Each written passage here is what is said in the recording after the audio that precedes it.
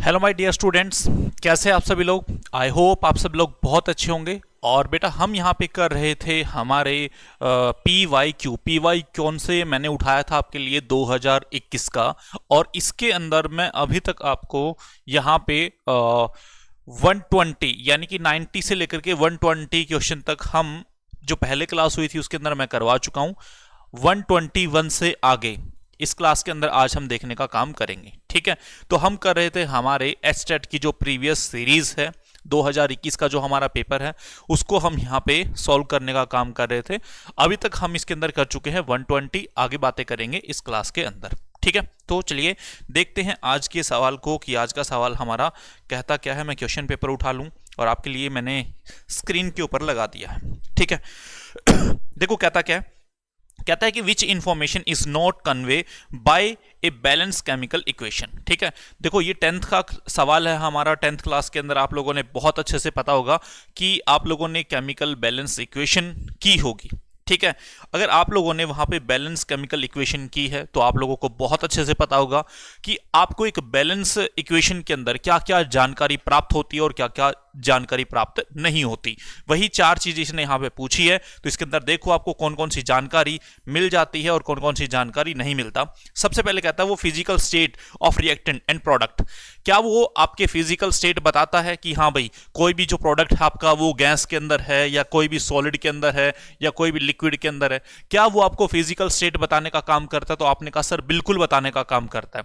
तो हमें बिल्कुल पता चलता है ये बात सत्य है। ठीक है, ओके बिल्कुल सही है। दूसरा कहता है number of atoms molecules of reactant and product form. अब ये कहता है कि आपके पास जितने भी नंबर ऑफ एटम्स है, मॉलिक्यूल्स है, रिएक्टेंट है या प्रोडक्ट है, जितने भी फॉर्म हो रहे हैं, बन रहे हैं, या आपके पास है तो बिल्कुल है, दो है तो आप दो लिखोगे, चार है चार लिखोगे, छह है छह लिखोगे। तो ये बात भी हमें पता चलता है नंबर ऑफ एटम्स और मॉलिक्यूल्स या रिएक्टेंट या प्रोडक्ट कितने हैं, ये भी हमें एक बैलेंस इक्वेशन के अंदर बहुत अच्छे से क्या पता होता है। ठीक है जी। तीसरा कहता है symbol and formation of all the substance involve in A particular reaction. ठीक है, उसका क्या सिंबल होगा, किस तरीके से लिखते हैं, किस तरीके से नहीं लिखते, ये भी हमें बहुत अच्छे से क्या है पता होता है। तो बिल्कुल सही बात है। ओके, फोर्थ कहता है whether a particular reaction is actual feasible और नॉट। क्या रिएक्शन करने से पहले आप ये बता सकते हो कि ये रिएक्शन होगी या नहीं होगी? तो आप कहोगे सर मुश्किल है, ये तो करके देखना पड़ेगा। तो क्या नहीं बता सकते? तो सीधी सी बात आप यहां पे ये नहीं बता सकते। तो फोर्थ यहां पे क्या हो जाएगा, नोट कन्वे। ये कन्वे यहां पे क्या नहीं होती, तो इसलिए इसका आंसर भी क्या हो जाएगा आपका फोर्थ। ठीक है, फोर्थ आंसर यहां पे क्या हो जाएगा हमारा करेक्ट हो जाएगा। क्लियर है? अरे क्या आपको बातें समझ में आई या नहीं आई? चलते हैं नेक्स्ट क्वेश्चन की तरफ। नेक्स्ट क्वेश्चन क्या कहता है आपका, तो देखो नेक्स्ट क्वेश्चन है क्या भाई, ये है जी एक न्यूमेरिकल। देखो मैं क्या करूंगा, अभी अगर मैं ये क्लास बना रहा हूं तो इसके अंदर बहुत टाइम डिले हो रहा है। क्लियर है? तो मैंने ये किया है कि जितने भी न्यूमेरिकल है आपके विद कॉन्सेप्ट, मैं आपको एक अलग क्लास में क्या समझा दूं, तो मैं न्यूमेरिकल यहां पे फिलहाल आपके लिए नहीं करवा रहा हूं। बस आप आंसर जान लो। इसका आंसर हो जाएगा 1.25 kg। ठीक है, ये इसका आंसर यहां पे क्या है करेक्ट रहेगा। क्लियर है? इसको मैं डिटेल में करवाने का न्यूमेरिकल की क्लास आपके लिए मैं अलग से लेके आऊंगा, और जितने भी न्यूमेरिकल इसके अंदर आए हैं वो सारे मैं विद कॉन्सेप्ट आपको अलग से करवा दूंगा, क्योंकि यहां पे करवाऊंगा तो जल्दी जल्दी करवाऊंगा, टाइम लगेगा। ठीक है, तो ये मैं अलग से आपको करवाने का काम करूंगा, एक और क्लास में प्रोवाइड करवा दूंगा इसी की। ठीक है, चलो आगे देखो। ये भी न्यूमेरिकल है, इसको भी छोड़ दो, न्यूमेरिकल अलग से करवाऊंगा मैं आपको। आगे देखो क्वेश्चन नंबर कितना आ चुका है, 124 क्वेश्चन क्या कहता है। देखो कहता है which of the following statement is not true. यानी कि आपको बताना है कि इसमें से कौन सी आपकी एक ऐसी स्टेटमेंट है जो ट्रू नहीं है। पहला कहता है the molecule of gas occupy all the space available. बिल्कुल सही बात है भाई। मान लो एक कंटेनर आपने लिया, ठीक है, हमारे घर में एक सिलेंडर है, ये हो गया जी, ये एक आपका गैस का सिलेंडर है। ठीक है, ये लो। ठीक है, अब इसके अंदर गैस के जो पार्टिकल है, मॉलिक्यूल है, वो तो हर जगह होंगे। अरे वो हर जगह होंगे या नहीं होंगे? हर जगह क्या फैल जाएंगे। तो बिल्कुल सही बात है, पहली जो स्टेटमेंट है वो क्या कहता है, बिल्कुल सही है, वो हर जगह क्या फैल जाएंगे। दूसरा कहता है the molecule in a liquid are arranged in a regular pattern. अरे क्या आपके जो वाटर के मॉलिक्यूल है, लिक्विड के मॉलिक्यूल है, क्या वो एक रेगुलर पैटर्न के अंदर अरेंज होते हैं? ठीक है, तो आप कहोगे सर वो एक रेगुलर पैटर्न के अंदर अरेंज नहीं होते, इरेगुलर होते हैं। क्लियर है? अगर वो रेगुलर होते तो सीधी सी बात है कि आप उसके अंदर से, पानी के अंदर से आपका हाथ पास कर पाते? नहीं कर पाते। एक सॉलिड है, ठीक है, एक सॉलिड है, सॉलिड के अंदर जो उसके मॉलिक्यूल है वो एक अरेंज पैटर्न के अंदर लगे हुए, तो क्या आप सॉलिड में से अपना हाथ ऐसे पास कर सकते हो? तो आप कहोगे सर नहीं कर सकते। लेकिन क्या पानी के अंदर से कर सकते हो? तो आपने कहा सर हम कर सकते हैं। तो यानी कि ये आप कह दोगे कि इरेगुलर पैटर्न के अंदर है, यानी कि रेगुलर पैटर्न के अंदर नहीं है। तो ये बात यहां पे गलत हो जाएगी। थर्ड देखो क्या कहता है, the molecule in A solid vibrate about a fix position. तो बिल्कुल सही बात है जी। देखो आपको बहुत अच्छे से पता होगा कि सॉलिड के जो पार्टिकल है वो मूव नहीं कर पाते, एक जगह पे रहेंगे और एक ही जगह पे क्या करेंगे, वाइब्रेट करेंगे। लिक्विड है, गैस है, उसके मॉलिक्यूल फ्रीली मूव करते रहते हैं, ठीक है। तो सबसे ज्यादा फ्रीली मूव करते हैं गैस के अंदर, फिर करते हैं लिक्विड के अंदर, और नहीं कर पाते सॉलिड के अंदर। लेकिन वो एक ही जगह पे होते हैं अपनी सेम पोजीशन के ऊपर और वहीं पे वाइब्रेट करने का काम करते हैं। तो ये बात भी बिल्कुल क्या है, सही है, ठीक है। अच्छा, फोर्थ कहता है molecule in A gas exert negligible small force on each other accept during collisions. देखो आप लोगों को बहुत अच्छे से पता होगा कि जो गैस का मॉलिक्यूल है वो अपने दूसरे मॉलिक्यूल के ऊपर बहुत कम प्रेशर क्या लगा पाता है। तो इसने कहा कि ना के बराबर क्या लगता है उसके ऊपर, मॉलिक्यूल के ऊपर एक फोर्स लगता है, ना के बराबर, बहुत कम लगता है। तो ये बात भी क्या है, बिल्कुल सही है। तो इसने पूछा था कि कौन सी इसके अंदर क्या है, नॉट ट्रू। नॉट ट्रू कौन सी है आपका, सेकंड आपका क्या हो जाएगा यहाँ पे, आंसर हो जाएगा, ठीक है। चलो नेक्स्ट क्वेश्चन की तरफ हम चलते हैं, देखते हैं अगला क्वेश्चन। ठीक है जी, अगला क्वेश्चन देखो कितना आ गया, 125। कहता है which of the following statement is not true regarding the characteristics of matter. सबसे पहले कहता है कि kinetic energy of A particles increase with A rise in temperature. ये कहता है कि काइनेटिक एनर्जी है, ठीक है जी, ठीक है, और यहाँ पे टेम्परेचर है। इसने कहा अगर आप टेम्परेचर को इंक्रीज करोगे तो काइनेटिक एनर्जी इंक्रीज होगी। बिल्कुल सही बात है, ऑब्वियस सी बात है, ठीक है। अगर आप टेम्परेचर को इंक्रीज करते हो तो काइनेटिक एनर्जी क्या हो जाएगी आपकी, यहाँ पे इंक्रीज हो जाएगी। पहली बात सत्य है, ठीक है जी। दूसरा देखो क्या कहता है, दूसरा कहता है कि particles of matter diffuse into each other on their own. बिल्कुल सही बात है, ये एक दूसरे के अंदर क्या हो जाएंगे, डिफ्यूज हो जाएंगे। तो दूसरी बात भी क्या है, बिल्कुल सही है। तीसरा कहता है particles of a matter are randomly moving in all the direction. अब एक बात बताओ, क्या कोई भी पार्टिकल है, ठीक है, गैस का ही आप एक पार्टिकल लेके चल लो, ठीक है, क्या उसको आप एक डायरेक्शन देते हो, एक डायरेक्शन के अंदर मूव करने का काम करते हो? तो आपने कहा सर बिल्कुल भी नहीं, वो तो उसकी मर्जी है, जहां उसका मन करेगा वहां पे क्या करेगा, वो मूव करने का काम करेगा। फोर्थ देखो क्या कहता है, kinetic energy of A particle in all matters remains the same at particular temperature. ऐसा तो नहीं है, फिर तो ये बात आपकी गलत हो जाएगी। अगर ऐसा इसने कहा कि अगर मैं टेम्परेचर को इंक्रीज करूं तो काइनेटिक एनर्जी आपकी सेम बनी रहेगी, ऐसा थोड़ी ना भाई। अगर आप टेम्परेचर को इंक्रीज करोगे तो काइनेटिक एनर्जी क्या होगी, इंक्रीज होगी। पहली वाली बात सत्य है, दूसरी सत्य नहीं है, ठीक है। तो यहां पे आंसर भी क्या हो जाएगा, क्या पूछा इसने, नॉट ट्रू पूछा है। कौन सी नॉट ट्रू है, फोर्थ। आंसर क्या हो जाएगा इसका, फोर्थ इसका क्या आंसर यहां पे हो जाएगा, ठीक है। चलो नेक्स्ट देखते हैं हम आगे। चलो जी, चलो नेक्स्ट क्वेश्चन देखो क्या कहता है। क्वेश्चन नंबर 126 कहता क्या है, 126 कहता है which scientist give the concept of fixed energy level around the nucleus. अब सवाल ये है कि सिंपल सी बात है, एनर्जी लेवल किसने बताए थे, ठीक है, एनर्जी लेवल किसके द्वारा बताए गए थे? तो देखो जे थॉमसन आपके आए थे। जे थॉमसन ने किसके बारे में बताया, इलेक्ट्रॉन के बारे में बताया, ठीक है। जे थॉमसन ने किसके बारे में बताया, इलेक्ट्रॉन के बारे में बताया, ठीक है। अच्छा, रदरफोर्ड ने किसके बारे में बताया, प्रोटॉन के बारे में, प्रोटॉन, ठीक है। आप लोग एनसीईआरटी की बुक के अंदर पढ़ते होंगे कई जगह पे कि प्रोटॉन के बारे में बताया ई गोल्डस्टीन ने। तो मैं एक बात को क्लियर कर दूं, बिल्कुल सही बात है, प्रोटॉन को ढूंढ लिया था किसने, ई गोल्डस्टीन ने। लेकिन ई गोल्डस्टीन ये क्लैरिफाई नहीं कर पाए कि ये जो चीज उसने ढूंढी है ये है क्या, वास्तव में है क्या, ठीक है। तो वो इसको क्या है, इस कॉन्सेप्ट को समझा नहीं पाए थे। उस कॉन्सेप्ट को समझाने का काम किसने किया था, यहां पे रदरफोर्ड के द्वारा किया गया था। क्लियर है? तो यहां पे रदरफोर्ड किस डिस्कवरी को हम मान लेंगे, डिस्कवरी ऑफ प्रोटॉन। क्लियर है? अच्छा, अब बात आती है कि एनर्जी लेवल की, इसको छोड़ दो, इनका काम तो है ही अलग। क्लियर है? अब कहता है कि एनर्जी लेवल, देखो मैंने जब आपको केमिस्ट्री करवाई तो उसके अंदर बताया होगा इस तरीके से एनर्जी लेवल क्या है, बने हुए हैं, ठीक है, कि एम, ठीक है, एन, ठीक है, इस तरीके से KLMN, ठीक है, इस तरीके से क्या है एनर्जी लेवल हमारे अलग अलग तरीके से क्या है बने हुए। तो ये एनर्जी लेवल किसने बताए थे? ये बताए जी हमारे नील बोहर के द्वारा बताए गए, ठीक है, नील बोहर के द्वारा हमें एनर्जी लेवल बताए गए थे। तो यही ये पूछ रहा है, ठीक है। तो यहां पे आंसर करेक्ट हो जाएगा हमारा सेकंड। चलते हैं नेक्स्ट क्वेश्चन की तरफ। नेक्स्ट क्वेश्चन देखो कहता क्या है, देखो जी देखो, कहता था element which is not common between the compounds called baking soda और एस सोडा, ठीक है। देखो बेकिंग सोडा की अगर बात करो तो क्या हो जाएगा, बेकिंग सोडा आपका हो जाता है NaHCO3, ठीक है, ये हो गया आपका क्या, यहाँ पे बेकिंग सोडा हमारा यहाँ पे हो जाता है। और अगर हम बातें करें सोडा एस की, ठीक है, तो सोडा एस आप यहाँ पे देखने का काम करते हो किसके अंदर, यानी कि Na2, ठीक है, CO3, ठीक है, ये आप यहाँ पे देखने का काम क्या है करते हो। क्लियर है, ये हमारा इस तरीके से हो जाएगा। अब सवाल यहां पे ये आता है, इसने कहा कि the element which is not common between the compounds called baking soda and soda S, क्या कॉमन नहीं है, सोडियम कॉमन है, ये लो जी, ठीक है। अच्छा बाइकार्बोनेट इसके अंदर क्या कॉमन है, ये भी कॉमन है, ठीक है जी। कौन नहीं है इसके अंदर, तो हाइड्रोजन है, लेकिन यहाँ पे हाइड्रोजन नहीं है, तो ये लो जी आपका आंसर, ठीक है। क्या कॉमन नहीं है, हाइड्रोजन यहाँ पे कॉमन नहीं है, ठीक है। चलो आगे देखते हैं, नेक्स्ट क्वेश्चन देखो, नेक्स्ट क्वेश्चन देखो,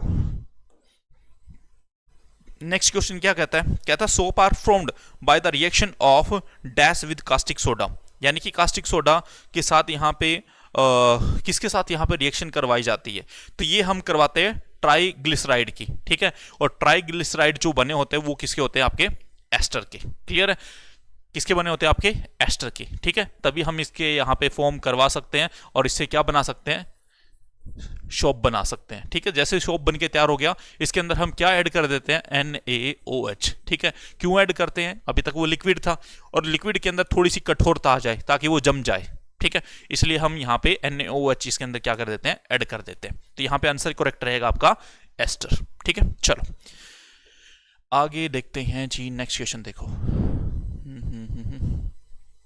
नेक्स्ट क्वेश्चन देखो, नेक्स्ट क्वेश्चन कितना आ गया, 129। 129 क्वेश्चन क्या कहता है, कहता है the select the incorrect statement with reference to the collenchyma, ठीक है। पहली बात तो कोलनकाइमा है क्या, तो आप लोगों को बहुत अच्छे से पता होगा, हम प्लांट के अंदर पढ़ने का काम करते हैं। प्लांट के अंदर कहां पे, प्लांट टिश्यू के अंदर पढ़ने का काम करते हैं। प्लांट टिश्यू आपके दो प्रकार के हो जाते हैं, कौन कौन सा, यहां पे हम देखने का काम करते हैं कि एक तो हो जाएगा आपका ऐसा टिश्यू जो आपका परमानेंट है, यानी कि उसके अंदर किसी प्रकार का कोई भी चेंज क्या नहीं हो रहा, एक वो जिसके अंदर क्या आपका चेंज हो रहा है। तो यहां पे कोलनकाइमा पूछा है सबसे पहले कि किसका पार्ट है, पहले तो ये समझो ये है जी परमानेंट का। परमानेंट आपका दो पार्ट के अंदर डिवाइड हो जाता है, किस किस के अंदर, एक तो हो जाएगा आपका सिंपल टिश्यू के अंदर, एक हो जाएगा कॉम्प्लेक्स के अंदर, ठीक है। जो कॉम्प्लेक्स की बात करें वहां पे हम देखते हैं कौन कौन से हो गए, दो आपके यहां पे टिश्यू आ जाते हैं, ठीक है। अब ये दो टिश्यू कौन कौन से हैं, एक होगा जाइलम, दूसरा होगा फ्लोएम, ठीक है। जाइलम क्या करता है, पौधे के अंदर water and mineral conducting tissue होता है, ठीक है। फ्लोएम क्या होता है, फ्लोएम यानी कि फूड कंडक्टिंग टिश्यू होता है। लेकिन हम यहां पे बात करें किसकी, कोलनकाइमा की, ये किसके अंदर आते हैं, the part of simple tissue, ठीक है। अब कुछ बातें दी गई है कोलनकाइमा के बारे में। अब सवाल ये है कि सर कोलनकाइमा के बारे में जो बातें बताई गई है वो है क्या क्या। सबसे पहले कहता है इसके अंदर, देखो क्या कहता है, द कंसर्न, यही है ना, सॉरी ऊपर वाला है, द क्लोरोप्लास्ट में बी प्रेजेंट इन कोलनकाइमा। देखो इसने क्या कहा है कि कोलनकाइमा के अंदर शायद प्रेजेंट हो क्या आपका क्लोरोप्लास्ट, तो बात सही है, ठीक है, हो भी सकता है और नहीं भी, हो भी सकता है और नहीं भी। दूसरी स्टेटमेंट क्या कहती है, collenchyma allow easy bending without breakage of young stem, ठीक है। तो कहने का मतलब क्या है, ये इसके अंदर एक तरीके से फ्लेक्सिबिलिटी पैदा करने का काम करता है, पौधों को फ्लेक्सिबिलिटी प्रोवाइड करवाने का काम करता है। ये भी बात क्या है, बिल्कुल सही है, ठीक है। तीसरी लाइन कहता है it cells are thicken at the corners due to deposition of lignin. कहता है लिंगिन की वजह से यहां पे यानी कि इसके डिपोजिशन हो जाती है कॉर्नर के ऊपर, लिंगिन की नहीं होती, किसकी होती है, पैक्टिन की होती है, किसकी होती है, पैक्टिन की। क्लियर है, तो इस वजह से ये स्टेटमेंट आपकी क्या हो जाती है, गलत हो जाती है। अगर यहाँ पे पैक्टिन होता तो स्टेटमेंट सही थी, लिग्निन है, इस वजह से ये गलत है। ठीक है, अच्छा फोर्थ क्या कहता है, protoplasm is present in the collenchyma. Protoplasm आपका प्रेजेंट हो सकता है किसके अंदर, कोलनकाइमा के अंदर, तो ये भी सही है। अच्छा पूछा क्या था, इसने पूछा था इनकरेक्ट स्टेटमेंट, तो कौन सी होगी, थर्ड, ये लो जी। ठीक है, the right answer is third, third इसका राइट आंसर यहां पे हो जाएगा। ओके चलो आगे देखने का काम करते हैं हम नेक्स्ट के अंदर। 130 क्वेश्चन नंबर 130 कहता क्या है, which of the following contains maximum number of molecules, यानी कि मैक्सिमम नंबर ऑफ मॉलिक्यूल्स आपको यहां पे बताने हैं। सबसे पहले आप ये समझो कि ये होता क्या है, सबसे पहले आप इस बात को समझो कि ये होता क्या है, किस तरीके से आप इसको यहां पे समझाने का काम करोगे। ठीक है, यानी कि आपको यहां पे देखना है number of mass, number of मास। ठीक है, ये बात आपको यहां पे देखनी है। अच्छा और क्या कह रहा है ये इसके अंदर, कहता है which of the following contains maximum number of molecules, ये आपको देखने हैं। तो आपको देखना है यहां पे कि आपके पास गिवन मास क्या है, गिवन मास क्या है। दूसरा आपको देखना है मोलर मास क्या है। ठीक है, ये आपको देखना है। तो आप यहां पे देख पाओगे कि आपका नंबर ऑफ मास और मोलर मास, ठीक है, एक दूसरे के इनवर्सली प्रोपोर्शनल आ जाते हैं। यानी कि अगर मैं कहूं number of mass is equal to 1 by molar mass. ठीक है, तो देखो इनवर्सली प्रोपोर्शनल क्या ये हमारा आ जाता है। ठीक है, अगर ये बढ़ेगा तो ये घटेगा और ये घटेगा तो सीधी सी बात है ये बढ़ेगा। इनवर्सली प्रोपोर्शनल क्या आ जाते हैं। अब आ जाओ आपके सवाल के अंदर, सवाल क्या कहता है, देखो इसके अंदर दे रखा है कि आप यहां पे क्या करोगे, सबका यहां पे मोलर मास निकाल लोगे। मोलर मास निकालो सबसे पहले किसका, यहां पे दे रखा है हाइड्रोजन, हाइड्रोजन का एटॉमिक नंबर 1 और मॉलिक्यूल कितने हैं 2, तो यहां पे मोलर मास कितना हो गया इसका 2। ठीक है, नाइट्रोजन का एटॉमिक नंबर कितना है 7 है। ठीक है, और मास कितना है 14 है, 14 मॉलिक्यूल कितने हैं 2, 14 इंटू 2 कितना आ गया 28।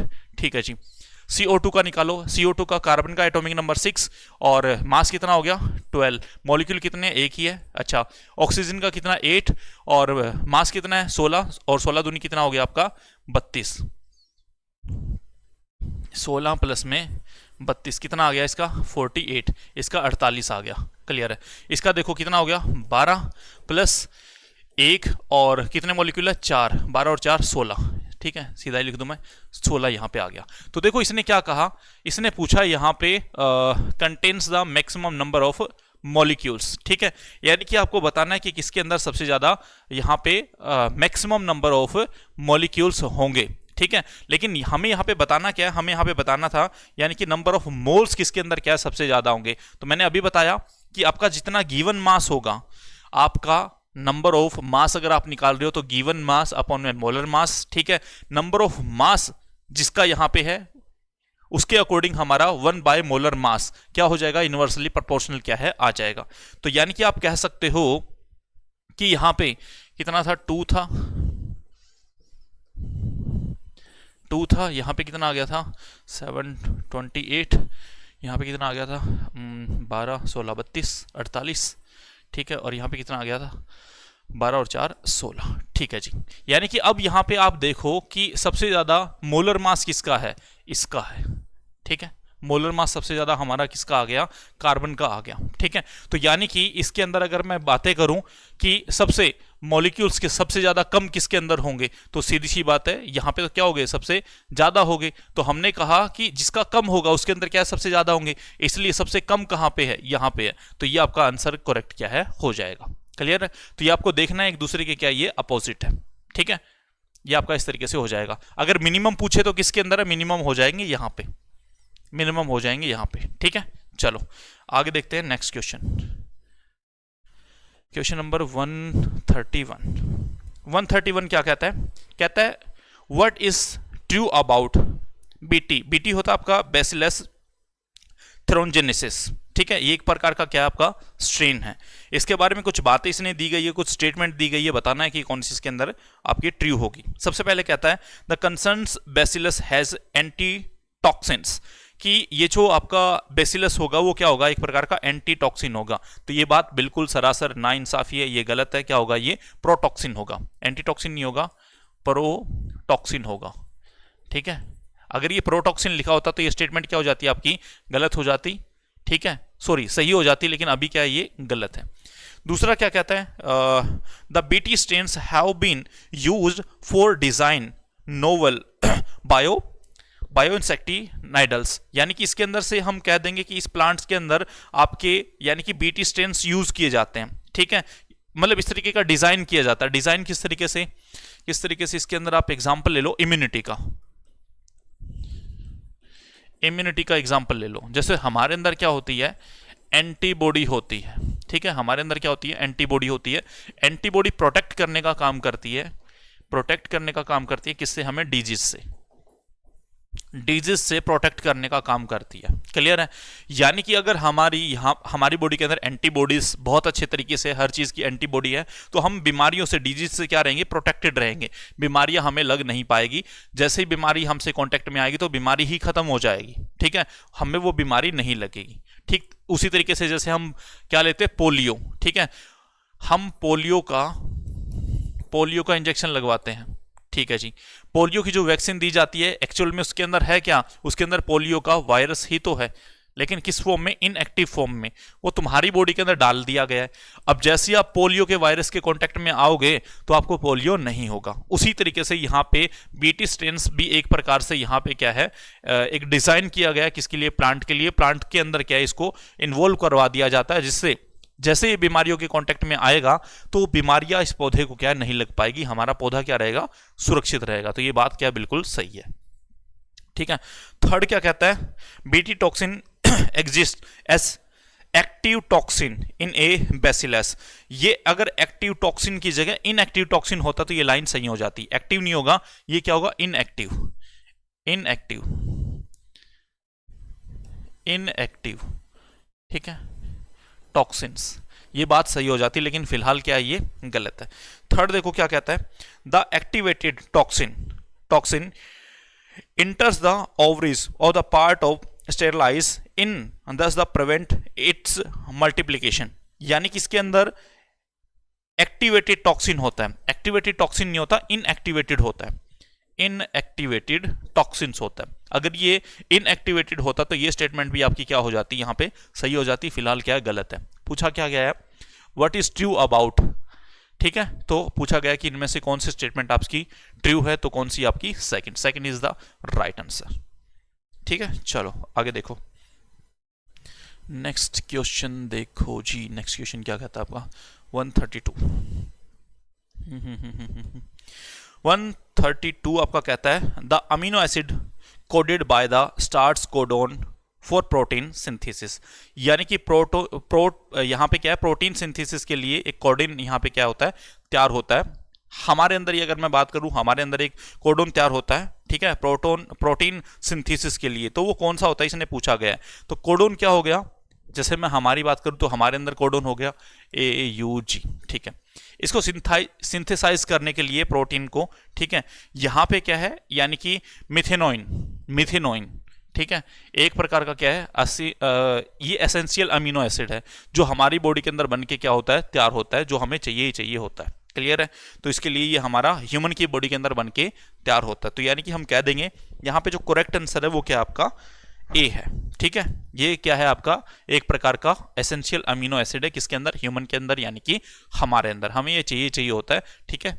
किसके लिए, ये एक प्रकार का कोडोन है AUG के लिए, ठीक है, यानी कि इसकी स्टार्टिंग फॉर्म के लिए हमें ये चीजें चाहिए होगी, ठीक है। चलो आगे देखो, नेक्स्ट क्वेश्चन। नेक्स्ट क्वेश्चन क्या कहता है, कितना नंबर आ गया, 133 कहता है कि which is not correctly matched, ठीक है। सबसे पहले तो एक बार नजर घुमा के ये देखो कि आपको इसके अंदर से नॉट करेक्टली पूछ रहा है कि आपको क्या कुछ नजर आ रहा है, तो आप सीधा देखोगे तो आपको बहुत अच्छे से पता होगा, राइजोबियम बैक्टीरिया, ठीक है, राइजोबियम बैक्टीरिया कहां मिलता है, प्लांट्स की रूट के अंदर, ठीक है। और ये क्या करता है, एक प्रकार का सिम्बायोटिक नेचर होता है इसका। कैसा होता है, सिम्बायोटिक का मतलब क्या है, तो देखो, मान लो आप किसी शॉप पे गए, ठीक है, आपने शॉप वाले को पैसे दिए तो उसने सामान दिया बदले में, आपने क्या दिए, पैसे दिए, उसने सामान दिया, तो काम कैसा हो रहा है, सिम्बायोटिक हो रहा है, ठीक है। एक दूसरे का काम क्या है, आप पैसे दे रहे हो, वो आपको सामान दे रहा है, आप पैसे नहीं दोगे आपको सामान नहीं मिलेगा। ऐसे ही ये नेचर कैसा होता है, ये होता है जी आपका सिम्बायोटिक। सिम्बायोटिक का मतलब क्या है, एक चीज के बदले दूसरी। ठीक है, तो मैंने आपको क्लास के अंदर बहुत अच्छे से बताया है कि आपके प्लांट्स की रूट के अंदर कौन मिलेगा, राइजोबियम बैक्टीरिया मिलेगा, जो क्या करता है, नाइट्रोजन फिक्सेशन का काम करता है। किसके लिए, पौधे के लिए। हमारे इन्वायरमेंट में क्या है, नाइट्रोजन है, पौधे को क्या चाहिए, नाइट्रेट चाहिए। राइजोबियम बैक्टीरिया क्या करेगा, इन्वायरमेंट से क्या ले लेगा, एनवायरमेंट से ये यहां पे नाइट्रोजन ले लेगा और उस नाइट्रोजन को चेंज कर देगा, कन्वर्ट कर देगा नाइट्रेट के अंदर और पौधे को दे देगा। ठीक है, यानी कि नाइट्रोजन को क्या कर रहा है, फिक्स करने का काम कर रहा है, किसके लिए, पौधे के लिए। अब पौधा बदले में इस राइजोबियम बैक्टीरिया को क्या देता है भाई, सर्वाइव करने के लिए, जिंदा रहने के लिए, खाना देने का काम, भोजन, फूड देने का काम क्या है, ये करता है। तो ये कह दोगे कि एक प्रकार का क्या हो रहा है, सिम्बायोटिक यहां पे काम हो रहा है। लेकिन इसने क्या लिखा, एसिम्बायोटिक, तो ए नहीं आएगा इसके अंदर। ठीक है, ए नहीं आएगा, ये सिम्बायोटिक होगा। तो यानी किसी ने पूछा है कि नॉट करेक्टली मैच्ड, तो कौन नहीं है, पहली स्टेटमेंट हमें मिल गई, ये आपकी क्या है, यहां पे करेक्टली मैच नहीं है। तो यहां पे आंसर क्या हो जाएगा, ये हो जाएगा जी थर्ड। ओके है, चलो नेक्स्ट क्वेश्चन देखो। नेक्स्ट क्वेश्चन एक न्यूमेरिकल है, इसको देखेंगे नेक्स्ट क्लास के अंदर। ठीक है जी, ओके चलो आगे देखो। क्वेश्चन नंबर 135 नंबर क्वेश्चन आ गया, कहता है in which of the following pairs are the element found in the same period of the periodic table. ध्यान से सुनना, अभी ये क्या कह रहा है, पीरियड कह रहा है। ठीक है, क्या कह रहा है, इसने पूछा पीरियड। ठीक है, अब देखो यहां पे सबसे पहले आपको पता होना चाहिए पीरियड कौन से होते हैं, ग्रुप कौन से होते हैं। तो देखो आपको बहुत अच्छे से पता होगा, जब हम पीरियोडिक टेबल देखेंगे तो 7 पीरियड होते हैं आपके इस तरीके से, 1 2 3 4 5 6 7, ये तो क्या हो गया आपके पीरियड। ठीक है, और 18 बुने होते हैं ऐसे ग्रुप, 1 2 3 4 5 चलता जाता है 18 तक। ठीक है, ये हो गया आपके ग्रुप। ओके, अब ध्यान से सुनना मेरी बातों को। इसने पूछा है कि क्या पूछा इसने, following pairs the element found in the same period. ठीक है, सेम पीरियड के अंदर बताना है। ठीक है, यानी कि ग्रुप की तो बात ही नहीं कर रहा, यूं छोड़ दो, अब यूं बातें करो कि यूं कौन सेम मिलेगा, यूं कौन सेम मिलेगा आपको, ये आपको देखना है। ठीक है तो देखो सबसे पहले कौन आपका, सल्फर है और सेलेनियम है, ये तो आपको सेम ग्रुप के अंदर मिल जाएंगे। ठीक है, ऑक्सीजन हो गया, सल्फर हो गया, सेलेनियम होगा। ठीक है, ये तो इसके अंदर मिल जाएंगे सेम आपके ग्रुप के अंदर। तो हमें सेम ग्रुप तो चाहिए नहीं, हमें तो क्या चाहिए, सेम पीरियड चाहिए। ठीक है, फिर आ जाओ स्ट्रोंटियम और कैल्शियम, ये भी आपका कैल्शियम की लाइन में आ जाएगा। ठीक है, कैल्शियम है फिर स्ट्रोंटियम है, तो ये भी आपका सेम ग्रुप के अंदर है, लेकिन हमें सेम ग्रुप नहीं चाहिए, हमें तो पीरियड चाहिए।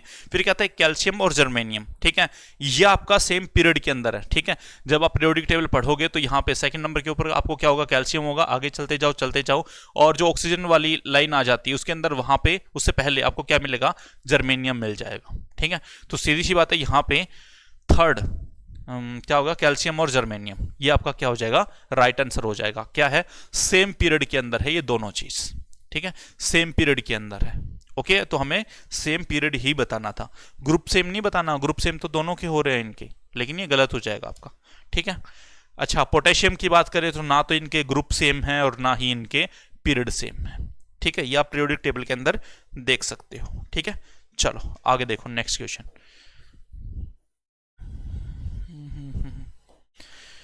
नेक्स्ट क्वेश्चन क्या कहता है कि आपको करेक्टली मैच करना है।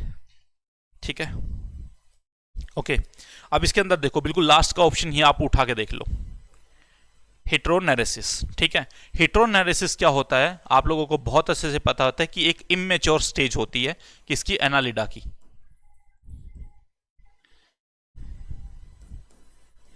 Immature stage of Annelida.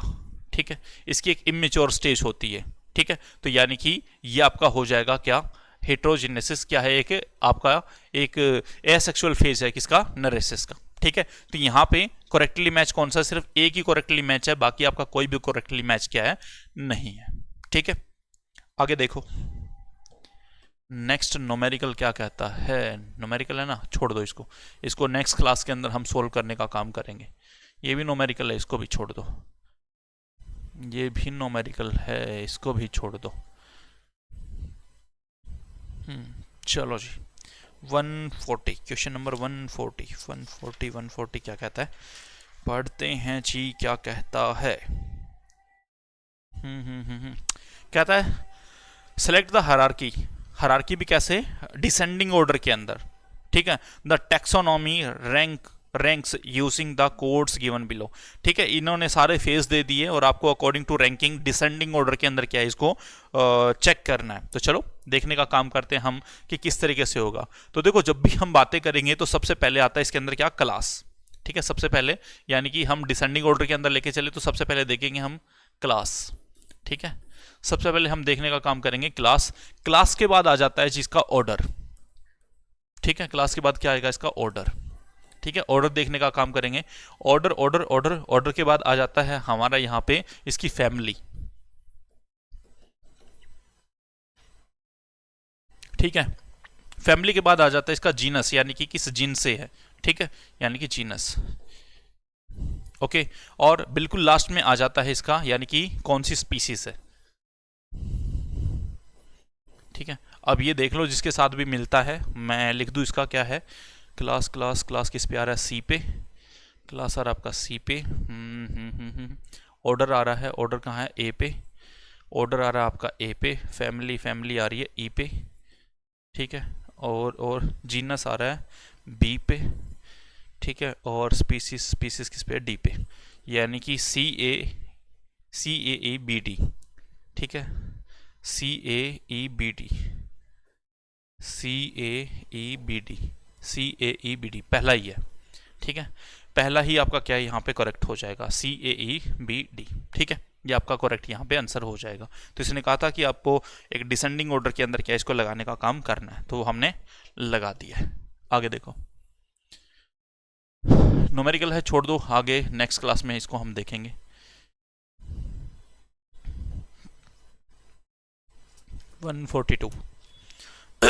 देखो 142 क्या कहता है, कहता है banyan tree life time is 300 year. If a actually grown banyan tree is burned in a thermal power plant to generate energy and at same time a new tree is planted, choose the correct option in the context। देखो भी कहने का मतलब क्या है, कहने का मतलब है कि हमने एक बनियन ट्री लिया जिसकी साल कम से कम भी वो 300 साल तक सरवाइव कर सकता है, बनियन ट्री एक बरगद का पेड़, ठीक है। अब हमने क्या किया, उसको लिया, उसको काट दिया और उसको जला दिया। जैसे हमने जलाया तो उससे क्या हुआ, उससे एनर्जी तो प्रोड्यूस होगी लेकिन वहां से कार्बन डाइऑक्साइड गैस भी आपकी क्या निकलेगी। तो ये कह रहा है कि आपका ये जो प्रक्रिया है उसने 300 साल तक क्या दी, ऑक्सीजन दी आपको, 300 साल तक क्या दी, यहां पे ऑक्सीजन दी। और अब जैसे ही वो जला, इतना बड़ा विशाल पेड़ जला, तो उससे क्या आपका कार्बन डाइऑक्साइड गैस भी क्या हुआ, रिलीज हुआ, ठीक है। तो यहां पे ये कह रहा है कि इसके अंदर कुछ इक्वेशन दी गई है इसने कि ये कहां पे बैलेंस हो जाएगा, कहां पे बैलेंस नहीं होगा, यानी कि जितनी यहां पे CO2 निकली है क्या इसने पहले से पूरी कर दी, या एक नया जो ट्री लगाया है, अभी हमने क्या है यानी कि पुराने वाला तो जला दिया और एक नया लगाया, तो कितने टाइम के बाद नया लगाते ही वो कार्बन जो CO2 है जो वो बैलेंस हो जाएगी, या उसको टाइम लगेगा प्रोसेसिंग करने में। सबसे पहले कहता है, पहले यहां पे स्टेटमेंट है, the process is carbon neutral in immediately time frame. उधर से जलाया और इधर से हमने नया पौधा लगाया, तो कहता है इमीडिएटली क्या वो आपका एकदम से न्यूट्रल हो जाएगा, थोड़ी ना न्यूट्रल होगा, अभी तो उसको पौधा बनने में पता नहीं कितना टाइम लगेगा, ठीक है। तो पहली स्टेटमेंट तो हमारी क्या हो जाएगी, यहां पे गलत हो जाएगी, पहली स्टेटमेंट क्या होगी, गलत होगी। थर्ड स्टेटमेंट क्या कहता है, the process will become carbon neutral only after many years. तो बिल्कुल सही बात है, उससे जो कार्बन पैदा हुआ है उसको न्यूट्रल होने में, ठीक है, उसको न्यूट्रल होने में टाइम लगेगा, ठीक है। और पता नहीं कितने साल लग जाए उस कार्बन को न्यूट्रल होने में, तो ये हम कुछ कह नहीं सकते, ठीक है, कुछ कह नहीं सकते। तो सेकंड स्टेटमेंट हमारी यहां पे करेक्ट हो जाएगी। थर्ड और फोर्थ और देख लेते हैं हम, थर्ड और फोर्थ क्या कहता है। थर्ड कहता है there is no carbon involve in this process. कहता है कि इस प्रोसेस के अंदर कोई कार्बन इन्वॉल्व क्यों नहीं होगा भाई, क्यों नहीं होगा, CO2 बन रहा है तो कार्बन तो आ ही गया, ठीक है, कार्बन तो आ ही गया, ओके। तो ये स्टेटमेंट भी हमारी क्या यहां पे गलत हो जाएगी, कार्बन इन्वॉल्व है इसके अंदर। फोर्थ कहता है there is no oxygen involve in this process, कहता है कि भाई नया ट्री बन रहा है उससे कोई एक ऑक्सीजन इन्वॉल्व ही नहीं होगी। क्यों नहीं होगी, बिल्कुल होगी। ये स्टेटमेंट भी गलत है, ये भी गलत है, तो सही कौन सी होगी आपकी, second. The right answer is second. चलो नेक्स्ट क्वेश्चन देखते हैं। 143 क्या कहता है, which of the following is not one of the 3 primary types of soil based on in texture, यानी कि आपको बताना है कि इनमें से कौन सी एक मृदा, कौन सी एक मिट्टी अलग है। सबसे पहले सैंड की बात करते हैं। सैंड आपको पता है नॉर्मल मिट्टी होती है, ठीक है।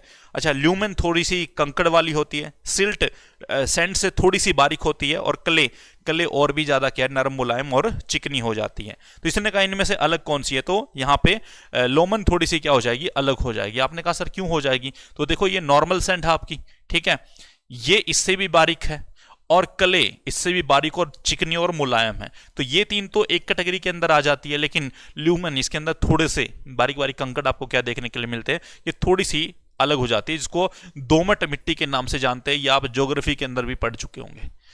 ओके, ये आपका रहेगा जी इस प्रकार से। देखो जी आगे,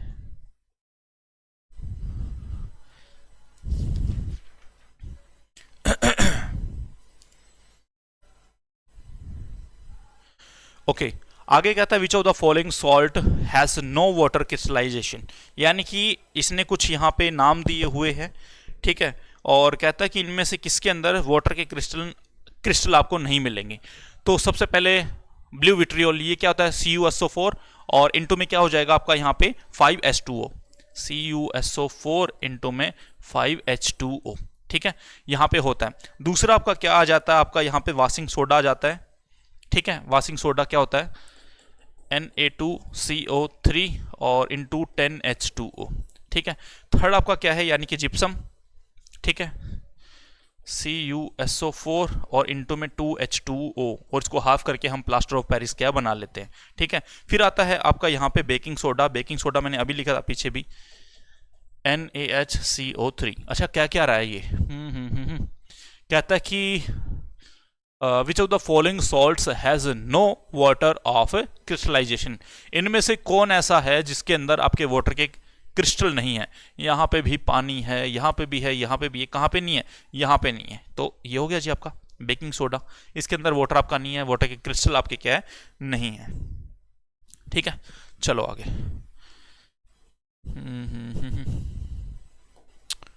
145, ठीक है। देखो कहता था adapter molecules in this process of translation, ठीक है। ट्रांसलेशन आपको क्या बताना है, इसके अंदर दे रखा है। तो ट्रांसलेशन जो होगा वो होता है हमारा tRNA के अंदर, ठीक है, tRNA के अंदर। तो यहाँ पे जो राइट आंसर है वो कौन सा रहेगा, tRNA। आपने कहा सर ऐसा क्यों, ठीक है, tRNA ऐसा क्यों, देखो tRNA ऐसा इसलिए क्योंकि ये क्या करता है, tRNA आपका क्या करता है, ये 3 न्यूक्लियोटाइड को, ठीक है, प्रोसेसिंग करवाने में, ट्रांसलेट करवाने में, इधर से उधर ले जाने में क्या करता है, हेल्प करता है। इसलिए हमारा यहाँ पे जो राइट आंसर है वो कौन रहेगा, आपका tRNA रहेगा, ठीक है। ये आपका इस प्रकार से होगा, tRNA is the right answer, ठीक है। देखो आगे, ठीक है, न्यूमेरिकल है, छोड़ दो इसको, आगे देखेंगे। 147 कहता है during smelting an additional substance is added which combines with impurities to form a dash fusible product।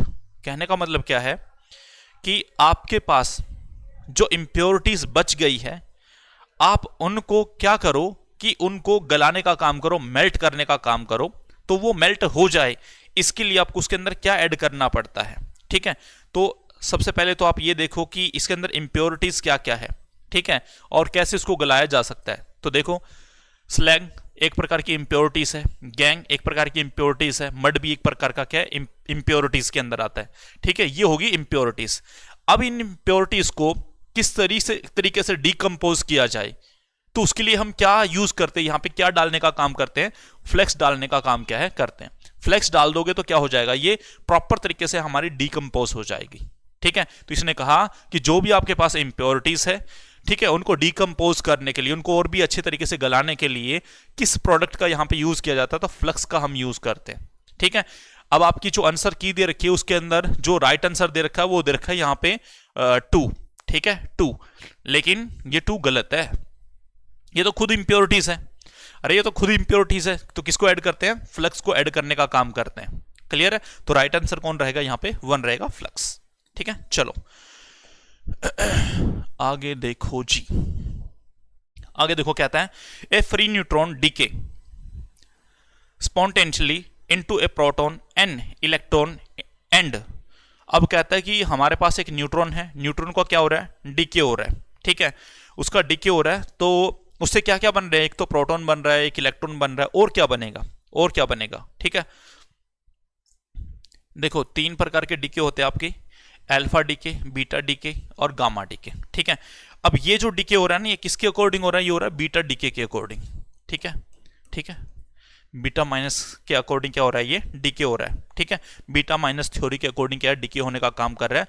और जब एक न्यूट्रॉन डीके होता है तो उससे क्या बनेंगे?